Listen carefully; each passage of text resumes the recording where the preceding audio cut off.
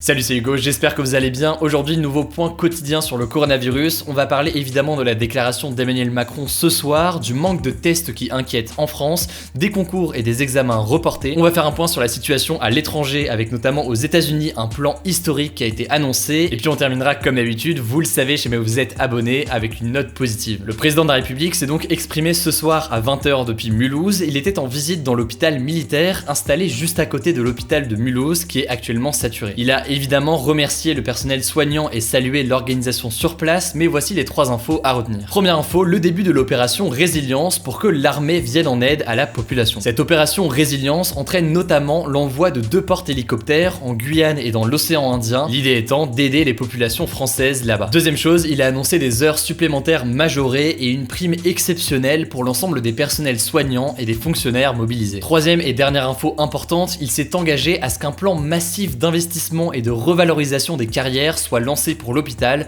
une fois la crise du coronavirus passée. Vous le savez sûrement, mais le président de la République était critiqué par beaucoup avant même la crise du coronavirus pour un manque d'implication dans l'hôpital public en termes d'investissement notamment. Voilà donc pour les annonces principales. À noter donc qu'il n'a pas évoqué ce soir de prolongement du confinement, mais ça devrait être fait dans tous les cas dans les prochains jours. Au passage, petite info, mais qui est quand même très importante, il y a désormais une nouvelle attestation si jamais vous avez besoin de sortir. Vous pouvez la voir juste ici, il y a plusieurs choses qui ont changé, mais l'élément principal, c'est que désormais il faut indiquer l'heure de sortie de son domicile. La raison, elle est simple, désormais les sorties, notamment pour prendre l'air et faire du sport, eh bien elles sont limitées à 1 heure maximum. Un sujet très important qui fait beaucoup de débat ces derniers jours, eh bien c'est le sujet des dépistages, autrement dit donc les tests qui permettent de savoir si jamais on est contaminé ou non. En France, par rapport à nos voisins, eh bien jusqu'ici on faisait très peu de tests. Ces derniers jours par exemple en France, on était à environ 5000 tests par jour, alors qu'en Allemagne ils réalisent 10 à 12 000 tests toutes les 24 heures. Ces expériences à l'étranger montrent que faire des tests peut s'avérer très utile, notamment pour détecter et isoler au plus tôt les personnes qui sont contaminées et notamment les personnes asymptomatiques qui ont donc le virus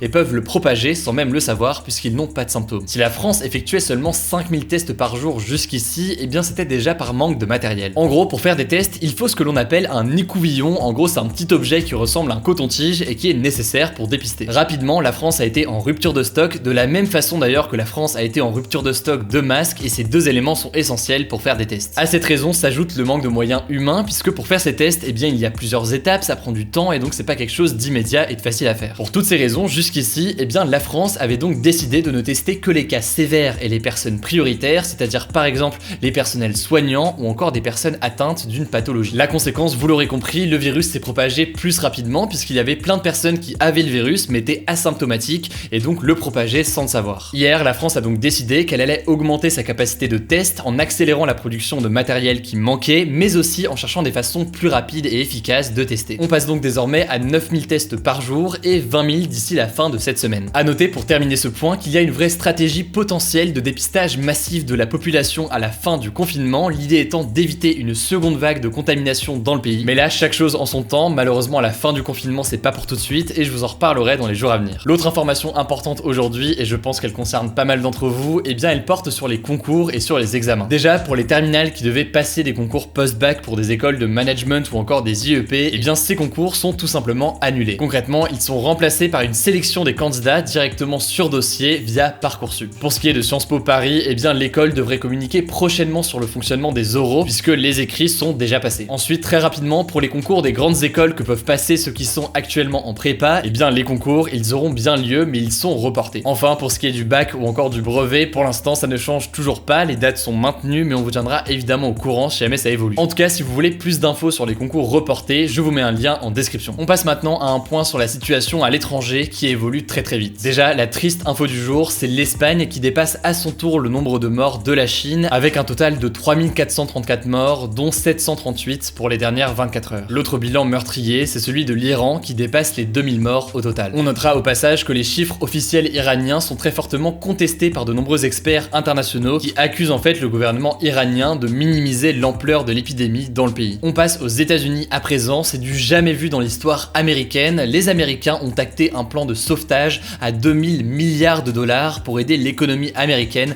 à faire face au coronavirus. Ce plan de sauvetage monstrueux, il vise à aider les entreprises mais aussi directement les familles les plus modestes. Pour vous faire une petite idée de ce que c'est 2000 milliards de dollars, eh bien ça représente environ 80% du PIB français ou alors 10% du PIB américain. africain. Mardi, les États-Unis comptaient 701 morts et l'Organisation mondiale de la santé craint que le pays ne devienne le nouvel épicentre de la pandémie. Au Brésil, maintenant, le président Jair Bolsonaro a rejeté le confinement qui risque selon lui de ruiner le pays. Pour lui, son pays n'est pas en danger grâce notamment, je cite, à son climat chaud et à sa population majoritairement jeune. Vous l'imaginez, c'est une déclaration qui a été jugée irresponsable et grave par de nombreux médecins alors que le nombre de cas dans le pays ne fait qu'augmenter. Sur le continent africain, on vous l'avait promis, on continue à suivre l'évolution de la situation et ça se complique ces derniers jours pour plusieurs pays. On l'avait dit, l'Afrique du Sud a décrété le confinement, le Nigeria un confinement partiel, mais pour le moment, eh bien peu de pays optent pour cette mesure car pour beaucoup d'habitants, rester sans travailler pendant 15 jours revient tout simplement à se priver de nourriture. Le problème des camps de migrants se pose aussi et notamment en Libye. En effet, ils sont des milliers à être entassés dans des centres de rétention où circulent déjà d'autres maladies et donc il y a une véritable crainte de propagation au sein de ces camps. Allez, comme d'habitude, vous le savez, si vous êtes abonné, on termine quand même avec une note positive et aujourd'hui, elle concerne la pollution à Paris. C'est peut-être l'un des rares effets positifs de l'épidémie, mais la qualité de l'air n'a jamais été aussi bonne en Ile-de-France depuis 40 ans. Grâce aux mesures de confinement notamment, eh bien l'asso Air Paris a constaté une baisse des émissions d'oxyde d'azote de plus de 60%. Après, malheureusement, étant donné qu'on est confiné, eh bien on peut pas trop en profiter. C'est tout donc pour ce nouveau point quotidien concernant le coronavirus. Pensez à vous abonner pour ne pas rater les points quotidiens suivants et nous soutenir. D'ailleurs, il me semble que vous êtes plus de 650 000 abonnés à la chaîne, donc merci beaucoup pour votre confiance. En description, je mets des sources pour en savoir plus. Surtout, prenez soin de vous et de vos proches. Je crois que j'ai tout dit. On se dit à demain.